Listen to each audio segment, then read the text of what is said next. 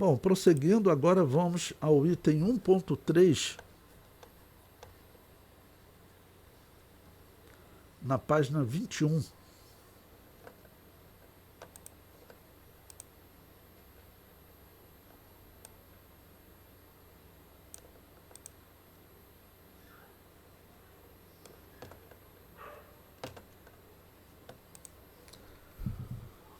Bom, o encontro para a oração no cenáculo. Atos ainda, capítulo 1, agora vamos ler do versículo 12 até o versículo 14.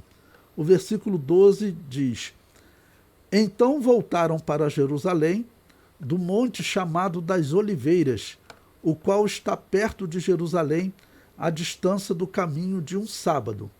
Bom, o que é um caminho de um sábado? É um pouco mais de 1 quilômetro. Né? Se você quiser arredondar, 1 quilômetro. 1.200 metros é normalmente o que se fala. Né? O comentário aí no livro eu coloquei: este cenáculo certamente foi o mesmo da Santa Ceia, e deve ser também o que ficava na casa de Marcos. O termo cenáculo deriva do latim coenaculum e significa um lugar de refeição, normalmente no segundo andar de uma residência. Este termo foi usado para traduzir dois termos gregos, estrômenon, que aparece em Marcos e Lucas, e uperon, que aparece em Atos 1:13 e 28, ambas significando cômodo superior. A tradição indica o local onde esse cenáculo ficava, e hoje esse local é ocupado por uma mesquita. Os árabes permitem que uma vez por ano os cristãos façam reunião neste local, onde muitos acreditam ter acontecido a reunião de Jesus com os apóstolos, onde foi instituída a Santa Ceia e onde também acontece o Pentecoste. Né? Bom, então, ficava, como nós vimos aí, cerca de 1.200 metros, ok? Isso é mais ou menos, eles falavam, cerca de 2.000 passos, que é a distância de um sábado, que ele fala ali, né? Seriam cerca de 2.000 passos. Bom, então, nesse cenáculo, bom, agora, claro, já não estava Judas, né? Tá bom? Já não estava Judas. Então, nesse cenáculo, era um local marcante para eles, porque lá teve a Santa Ceia, e eles, então, ali vão estar reunidos em oração nesse período. Bom, vamos ler ainda agora Atos capítulo, o versículo 13, lemos o versículo 12, né? Mantenha aí a sua Bíblia aberta. Vamos ler ainda o versículo 13 e 14.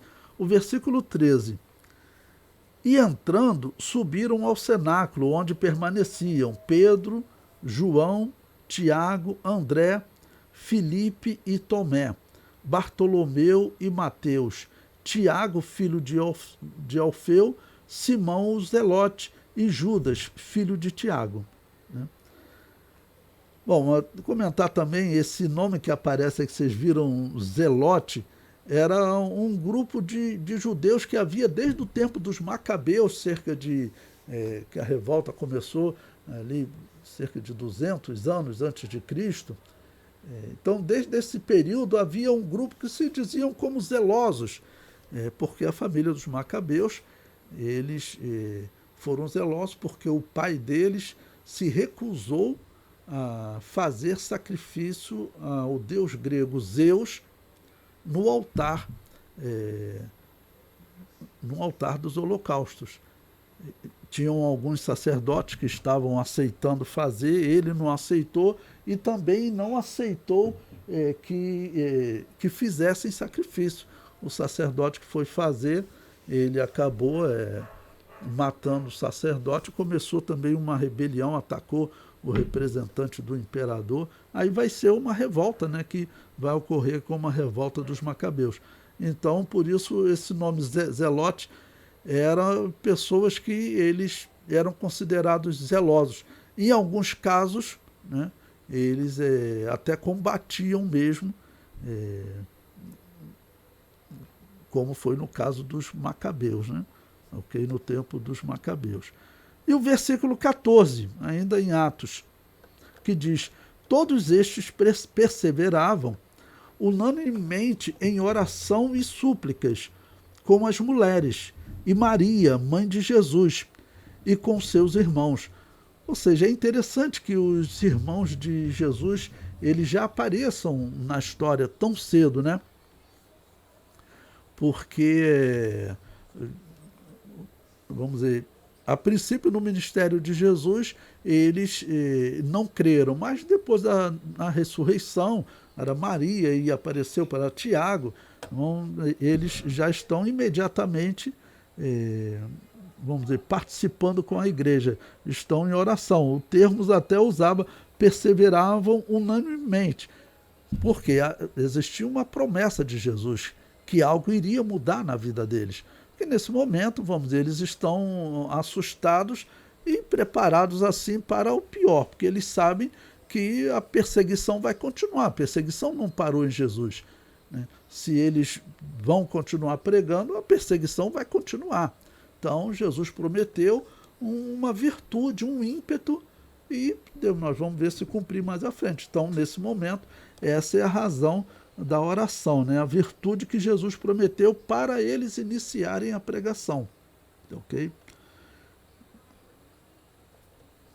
Bom, então diz que eles perseveravam nesse versículo 14. Agora vamos ao item 1.4, a seleção de Matias como 12º apóstolo. Bom, a simbologia, estamos ainda na página 21. A simbologia do número 12, como tinha no Antigo Testamento, as 12 tribos.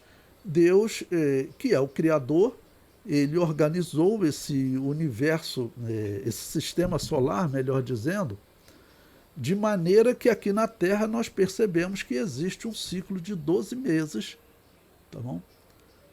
Que foi organizado nos 12 meses do ano.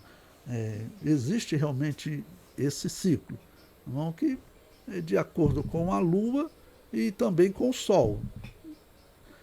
Quem foi que organizou esse ciclo? Bom, foi o nosso Deus. Esse número 12, claro, ele se tornou uma simbologia no Antigo Testamento de um governo de Deus na Terra. Por isso, as 12 tribos, por isso, os 12 apóstolos. E quando fala na escatologia, na Nova Jerusalém, lá aparece também as 12 portas, aparece o nome dos 12 apóstolos, das 12 tribos. Então, o número 12 ele tem essa simbologia, está ligado ao governo de Deus. E o que ocorre? Matias, então, ele vai ser escolhido para ingressar na vaga que ficou de Judas. Então, e até vou aproveitar aqui para comentar, antes até de nós lermos, vai abrindo a sua Bíblia aí, no versículo 15, tá bom? Existe na internet alguns que propõem que, na verdade, o apóstolo Paulo é que deveria ser o 12º apóstolo, né? E quase assim sugerir que seria um erro, né? O apóstolo Pedro ter feito essa eleição. Não, isso é inacreditável, né? Isso é inacreditável. Não pode ser. Inclusive, nós sabemos, quando nós estudamos o livro de Atos, que os apóstolos eles eram bem novos, né? E Saulo de Tarso, ele era uma pessoa, Deus não invade o coração da pessoa, mas mostra para ele de uma maneira bem clara, diferente, como mostrou para Matias e como mostrou para Saulo de Tarso. Saulo de Tarso era um homem contaminado, né, pelas doutrinas do farisaísmo. Tá, ok? Então, naquele momento do ministério de Jesus, vamos dizer, não conseguiu chegar a Saulo de Tarso. Não conseguiu chegar a Saulo de Tarso. E Matias teve a virtude dele ser uma testemunha. Tá, ok? Então, podemos dizer, Jesus Cristo chegou até Matias. Matias foi uma testemunha da ressurreição de Jesus, esteve no ministério de Jesus, então ele teve essa virtude, né? E Saulo de Tarso não teve. Depois, Saulo de Tarso se convertendo, ele vai se tornar muito mais importante para a história do que Matias. Então, mas nesse momento aqui, existe uma diferença entre Matias e Saulo de Tarso. Qual é? Matias, Deus conseguiu falar com Matias, abriu os olhos dele e ele recebeu Jesus durante o ministério de Jesus aqui na terra. E já Saulo de Tarso não. Nós não temos assim nenhum texto que fale se Saulo de Tarso em algum momento se encontrou com Jesus.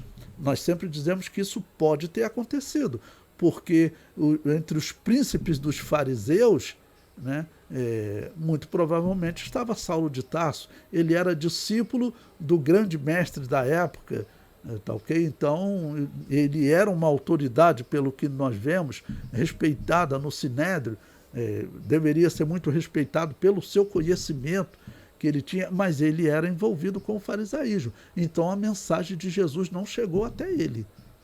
Não chegou até ele naquele momento. É bem provável que ele tenha realmente tido algum encontro com Jesus, e até aqueles desafios que os fariseus iam fazer a Jesus, talvez Saulo de Tarso estivesse lá. Tá bom? Talvez Saulo de Tarso estivesse lá. É uma hipótese, né? Ok? Bom, então o versículo 15 dessa seleção de Matias, que eu acredito, claro, não tem como estar errado, tem que ser Matias mesmo. E naqueles dias, levantando-se Pedro no meio dos discípulos, ora, a multidão junta era de quase 120 pessoas. Né? Bom, eu até comentei aí no livro, vamos aproveitar para ler esse comentário, e que eu digo assim, o número de cristãos reunidos eram de 120 pessoas. Olha, se nós formos considerar o crescimento do Evangelho, vai ser algo que vai começar a falar imediatamente de 3 mil para 3 mil pessoas, e depois 5 mil pessoas. Bom, o grupo reunido aqui, esses que estão reunidos, eram 120 pessoas. Como eu disse naquela leitura, era normalmente um cômodo de segundo andar, às vezes eram casas de pessoas que tinham uma boa condição financeira, às vezes como você em um terraço de uma igreja, né? E como um local ali que eram feitas nesse momento, até por conta dos judeus, eles têm que se reunir escondidos. Eles têm que se reunir escondidos, porque Jesus falou claramente que os judeus iam continuar perseguindo, falou até que que Jerusalém seria destruída, e todas essas profecias vão se cumprindo. Os apóstolos viram a palavra dele se cumprir, principalmente ligada à ressurreição, ok? Principalmente ligada à ressurreição, porque vamos considerar, teve apóstolo que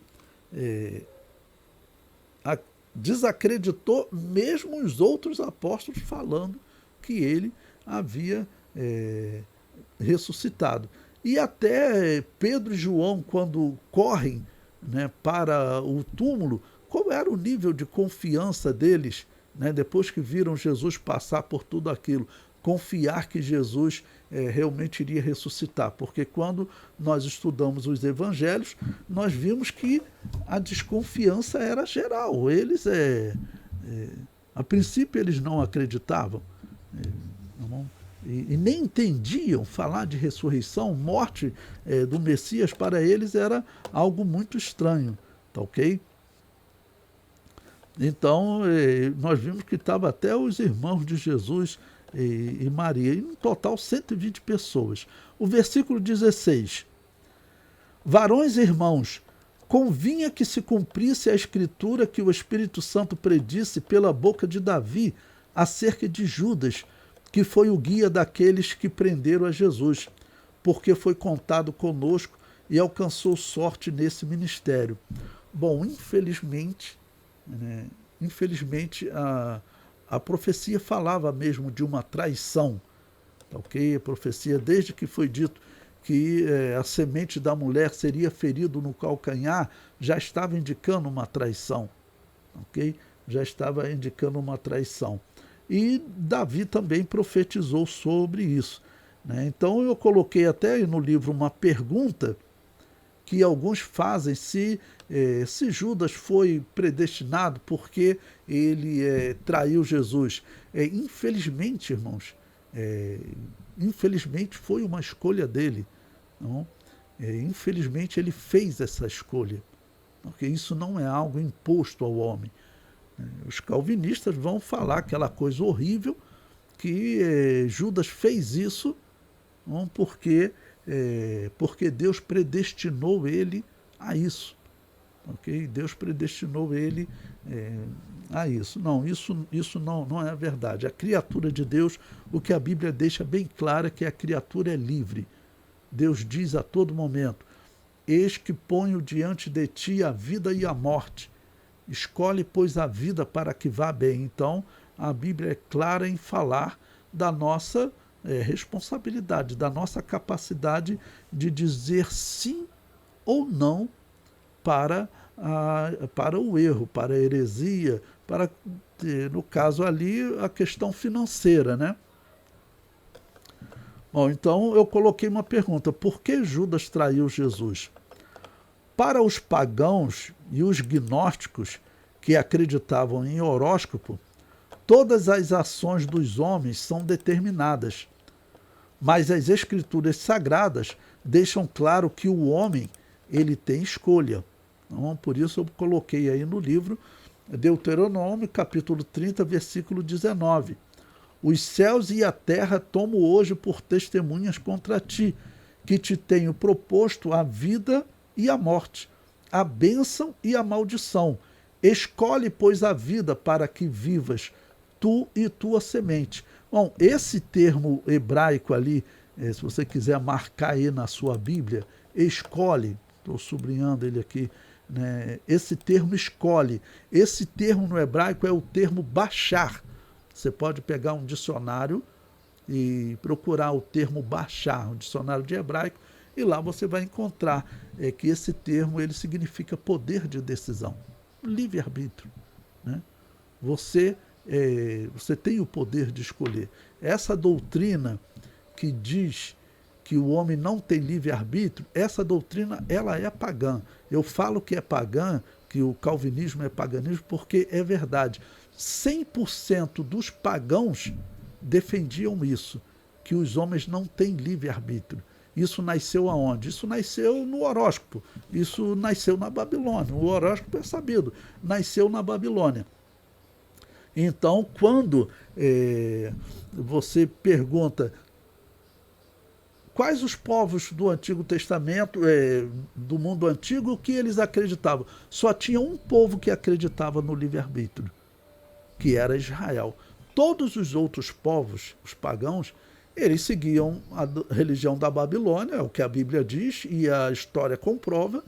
Eles seguiam a religião da Babilônia, que é a religião do horóscopo. O horóscopo diz que o homem não tem livre-arbítrio, que tudo que acontece na vida do homem é determinado. Só que eles falavam pelos deuses, que eram as estrelas, mas eles acreditavam. Até hoje, os indianos, por exemplo, eles acreditam, né, que existe as castas, não? Aqueles que os deuses determinam que vão governar e os que serão governados. E isso foi proibido por lei na Índia, por exemplo, mas continua existindo. Foi proibido por quê? Porque com o tempo teve pessoas de castas inferiores que eles acabaram chegando ao poder e ao governo da Índia. Eles começaram a questionar: como é que vocês têm uma tradição que diz que existem castas ordenadas por Deus para governar e outras ordenadas pelos deuses, né? Eles acreditam em muitos, pelos deuses para ser governados, porque é o que falavam para os antepassados dele: não, vocês têm que ficar nessa situação de governados, vocês não podem tentar chegar aqui no governo, porque os deuses determinaram. Isso existe até hoje, a crença das castas. Por lei, eles proibiram, né, porque os indivíduos que eram de castas inferiores conseguiram, através do voto, chegar no poder, falaram: isso está errado. Bom, de onde que vem isso? Tudo isso vem da religião da Babilônia. A religião que domina a Índia, que é o hinduísmo, esse hinduísmo, segundo a história, ele nasceu quando? Os sinais do hinduísmo na história é de 1500 anos antes de Cristo. Segundo a Bíblia, e segundo a história também, a Torre de Babel e a rebelião de Nimrod, toda essa rebelião, quando nasce essa religião, é de que período? É de 2100, 2200 antes de Cristo. Tanto que Abraão, ele sai lá da Mesopotâmia, pela cronologia bíblica, a cronologia da história também, né? Ele sai da Mesopotâmia cerca de 2000 anos antes de Cristo. Por quê? Porque aquela região estava contaminada, porque cerca de 100, 200 anos antes, um homem chamado Nimrod e uma mulher chamada Semíramis fundaram ali uma religião, essa religião pagã. Ela dominava o mundo antigo, tá ok? Todo esse mundo pagão, fosse grego, romano, celta, cananeu, egípcio, os indianos, os persas, todos eles acreditavam que o homem não tem livre-arbítrio, que é tudo determinado pelos deuses, que os deuses determinam a hora do seu nascimento, a hora da sua morte, a forma da sua morte, se você vai vencer a guerra, se você vai perder a guerra, tudo é determinado pelos deuses.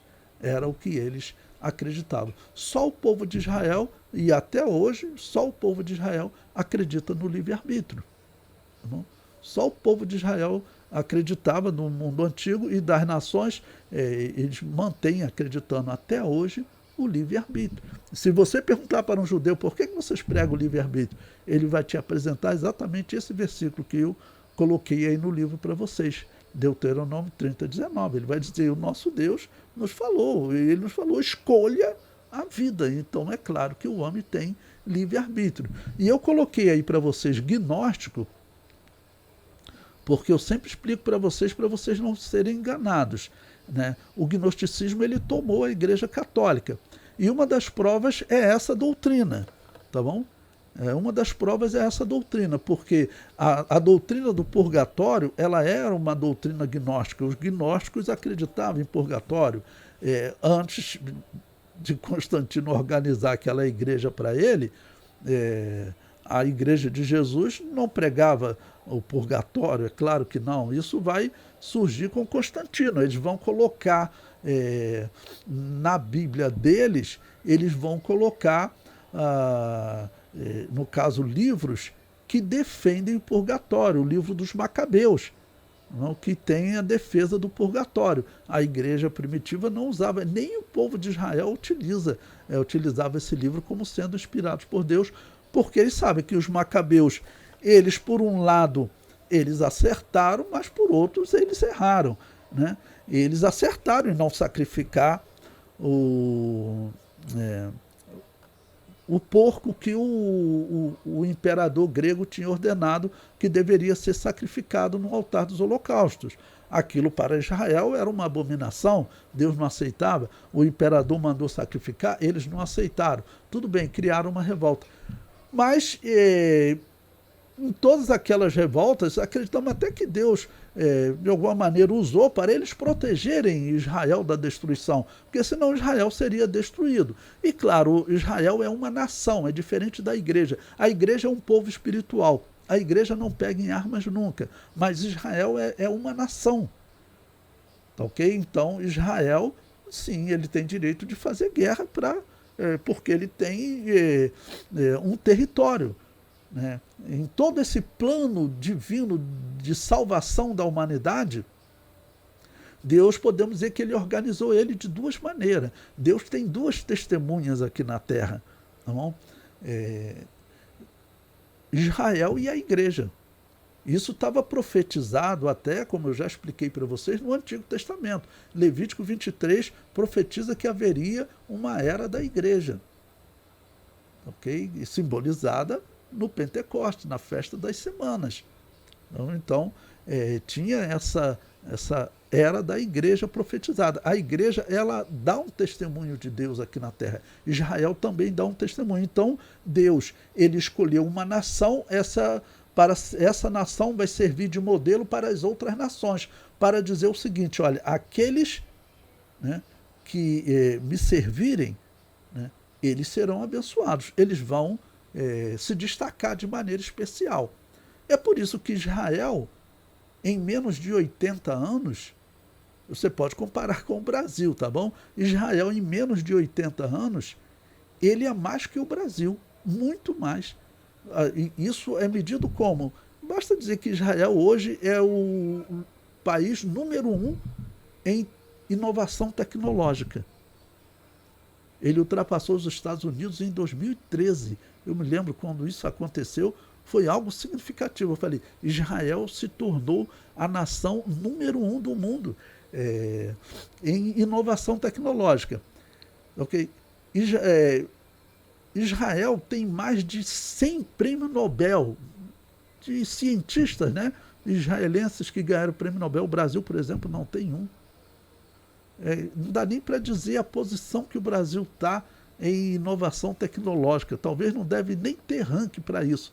Eu sei que certamente fica Estados Unidos, Israel, a China certamente se destaca também, mas em inovação tecnológica eles medem isso pela existência de startups, que são as empresas, né, que trabalham com inovação tecnológica. Israel desenvolveu uma das melhores vacinas para a Covid, mais segura. Algumas vacinas aí, alguns dizem mesmo que foi constatado. Perdão, irmãos. Foi constatado que era praticamente água.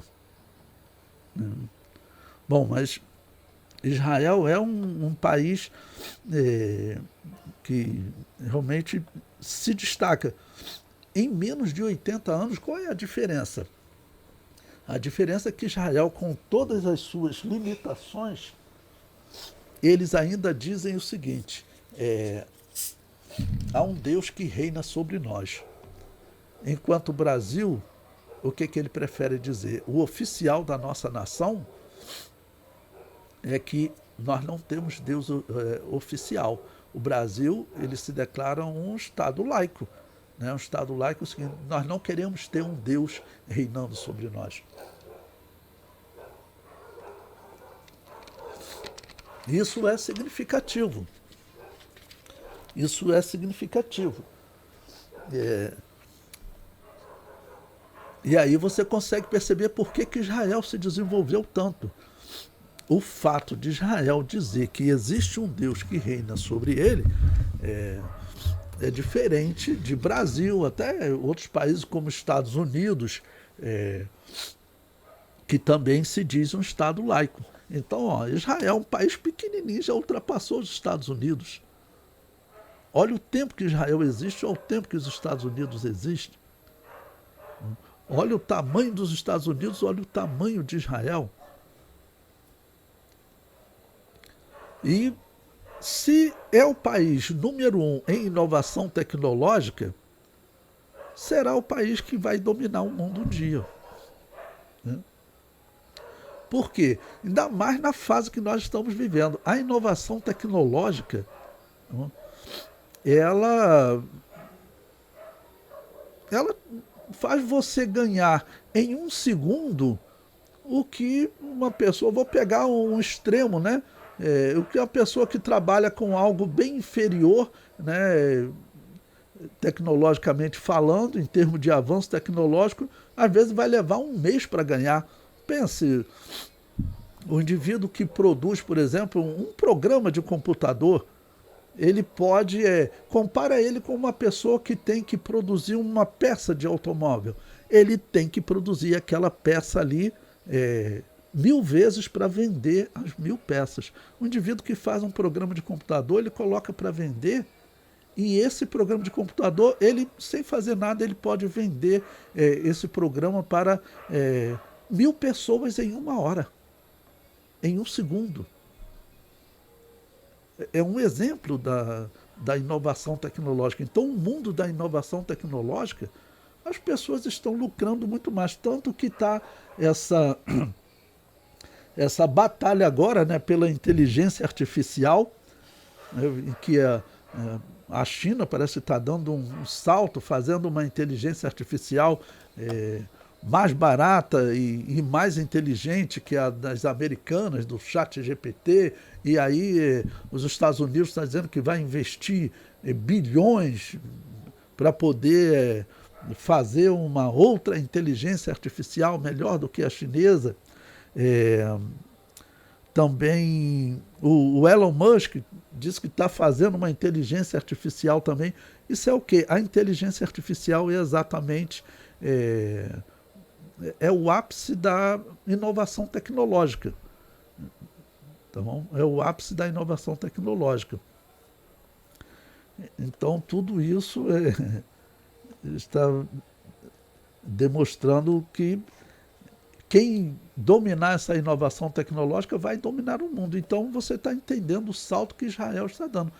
E como a Bíblia diz, né? Os que te abençoarem, eu abençoarei. Bom, além de Israel ele ser diferente, porque ele fala, há um Deus que reina sobre nós, a igreja, ela não fala como nação, ela fala como povo espiritual. Há um Deus que reina sobre nós. Israel, ele fala como nação. Então, por isso que ele está dando um salto e em menos de 80 anos ele ultrapassou os Estados Unidos em inovação tecnológica. Em mais de 80 anos, em menos de 80 anos, ele tem 100 vezes mais. O Brasil não tem um prêmio Nobel. Aí você consegue entender por que o Brasil ele é tão atrasado. Porque o Brasil também, na história, ele nem tratar bem os judeus ele tratava. E a Bíblia diz também, aqueles que te abençoarem, eu abençoarei. Exatamente por eles dizerem, há um Deus que reina sobre nós. É a única nação que diz isso. Há um Deus que reina sobre nós. E Deus diz que aqueles que abençoarem essa nação que dá esse testemunho, Deus as abençoará. Você pode ver que as nações que mais respeitaram Israel na história foram as nações que mais se desenvolveram, juntamente, né, com Israel, que dá o grande salto. Mas, por exemplo, você pode ver a Holanda, a Inglaterra, que foram países que, a princípio, eles respeitaram mais Israel do que, por exemplo, Espanha e Portugal. Espanha e Portugal, eles dominavam os mares. Eles dominavam os mares. Eram para eles terem dado um salto e dominar o mundo. Só que Espanha e Portugal, você pode pesquisar na história, o que eles estavam fazendo há 500 anos atrás, 450 anos atrás. Eles estavam perseguindo os judeus implacavelmente. E nesse período, você pode ver a Inglaterra e a Holanda, eles acolhiam os judeus que eram expulsos de Espanha e Portugal. Tá bom? A Espanha, ela dominava os mares. O que aconteceu? Tanto que existe a guerra da Espanha contra a Inglaterra, que o Papa falou para a Espanha, olha, ataca a Inglaterra para nós continuarmos dominando os mares e também tentar tirar, voltar o catolicismo como religião oficial lá na Inglaterra. Se o catolicismo volta como religião oficial lá, os judeus voltariam a ser perseguidos lá, porque eles estavam sendo perseguidos na Espanha e em Portugal.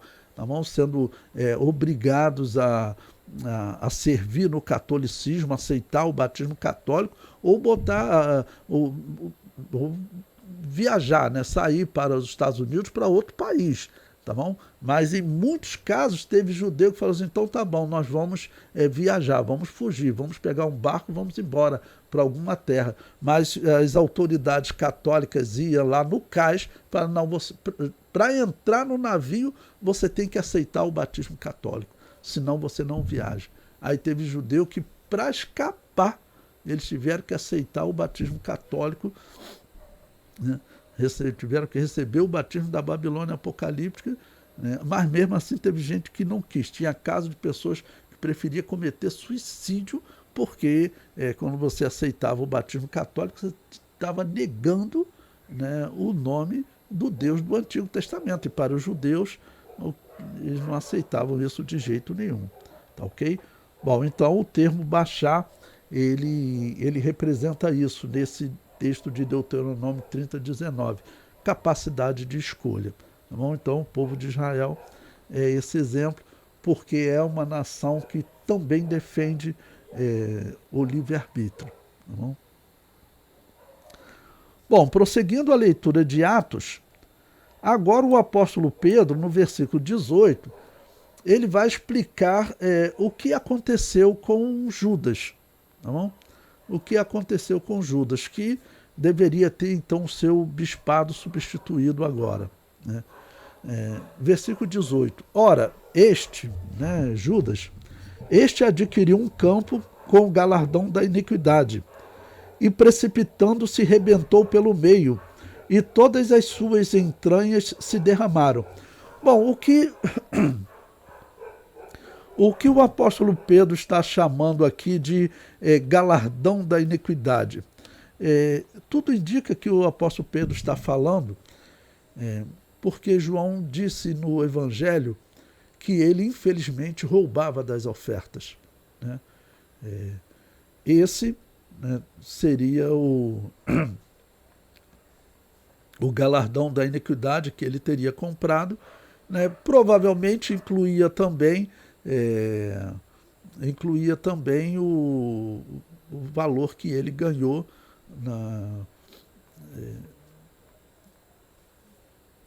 quando ele vendeu Jesus para os sacerdotes. Talvez porque ele, vamos dizer, se enforcou rápido. Não sabemos se chegou lá com aquele dinheiro, as 30 moedas de prata e os outros dinheiro, comprou o campo e ali cometeu suicídio, né? Tá bom? Bom, mas então o galardão da iniquidade era isso, ok? E então ele cometeu suicídio. O versículo 19. E foi notório a todos os que habitam em Jerusalém, de maneira que na sua própria língua esse campo se chama Aceldama, isto é, campo de sangue. Porque no livro dos Salmos está escrito: fique deserta a sua habitação, e não haja quem nela habite, e tome outro o seu bispado, né? Ou seja, o apóstolo Pedro, ele está falando, é o Salmo 109 que traz essa profecia, né, de substituição do bispado. Ou seja, o fato de terem 12, o número que simboliza o governo divino, ele deveria então ser substituído. E agora então ele vai falar de Matias, tá ok? Pois bem, o versículo 21, ele prossegue. É necessário, pois, que dos varões que conviveram conosco todo o tempo em que o Senhor Jesus entrou e saiu dentre nós, começando desde o batismo de João até o dia em que dentre nós foi recebido em cima, um deles se faça conosco testemunha da ressurreição. Veja o que eu falei para vocês, a importância de Matias, porque o apóstolo Pedro está falando o seguinte: olha, a pessoa para completar esse 12º tem que ser alguém que esteve desde o princípio, quando Jesus se manifestou nesse mundo, que Jesus trouxe a palavra da verdade. Esses 12 estavam ali preparados para receber a palavra da verdade. Saulo de Tarso não estava. Falei por conta daquela polêmica que alguns colocam que Paulo deveria ser o 12º apóstolo. Não, ele não era, porque ele não estava preparado para receber a luz de Deus, não recebeu a luz de Deus quando Jesus iniciou o seu ministério. Matias estava lá. Então, eles vão apresentar dentre as pessoas que eram discípulos de Jesus desde o começo do seu ministério. Naquela possibilidade que eu coloquei para vocês, hipótese do apóstolo Paulo ter convivido com Jesus, ter até participado daqueles questionamentos que foram feitos com Jesus, se existe essa possibilidade, ele teria até entrado em oposição direta com Jesus. Então o apóstolo Pedro coloca, inspirado pelo Espírito Santo, não faz sentido, vamos dizer, alguém supor que aqui Pedro possa ter errado.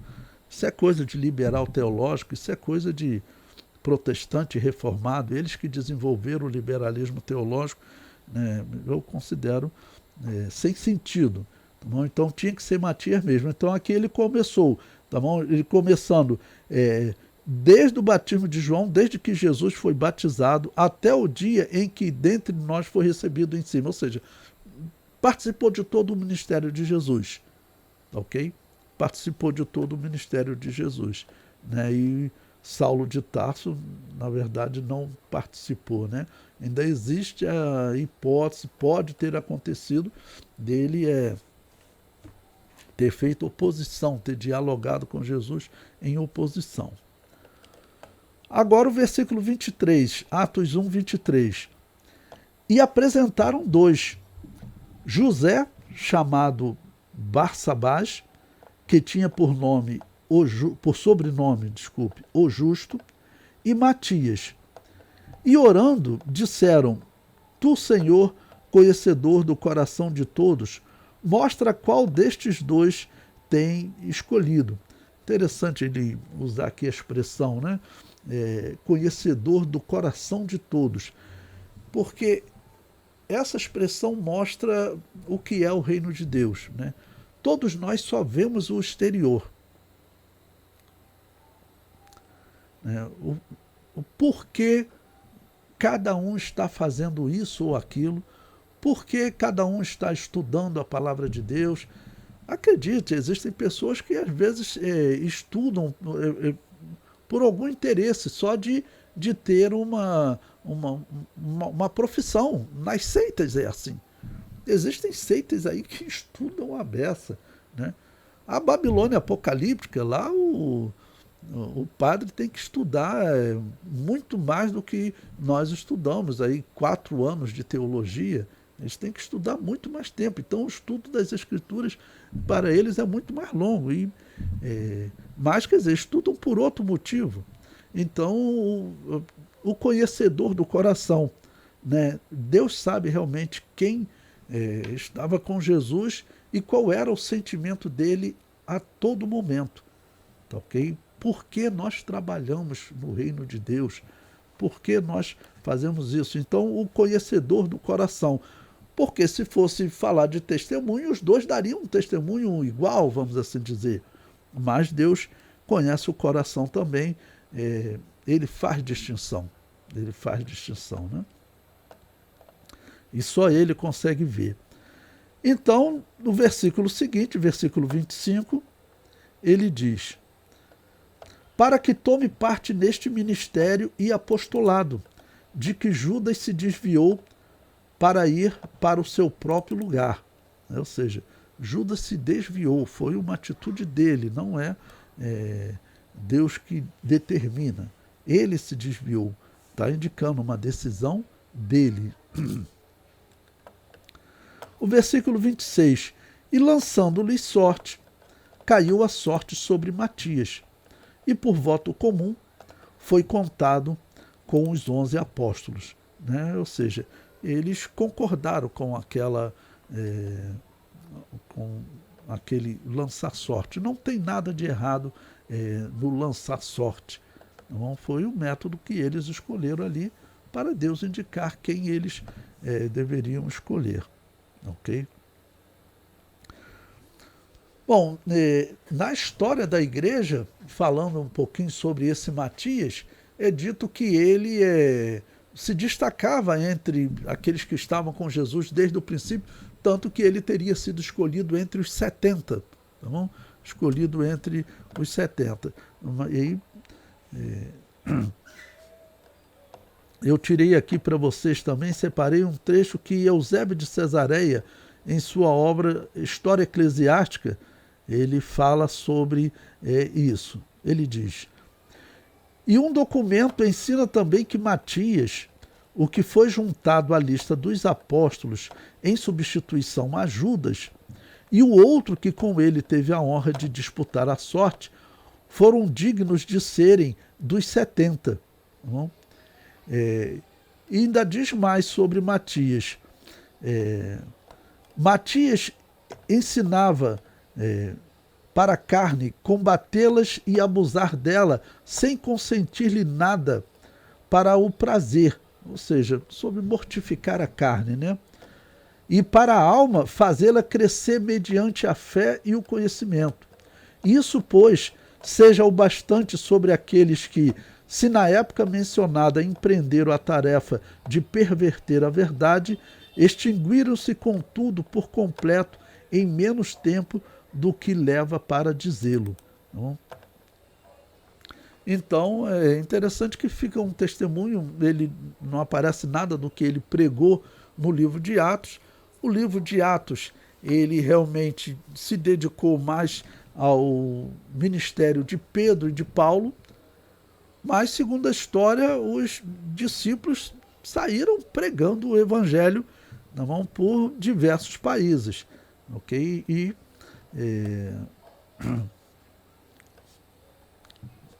Pedro, como ele se dedicou ao chamado evangelho na circuncisão, que era onde estavam ali os apóstolos, falando dos judeus, e o apóstolo Paulo entre os gentios. Por isso o livro de Atos ele se dedica a esses dois.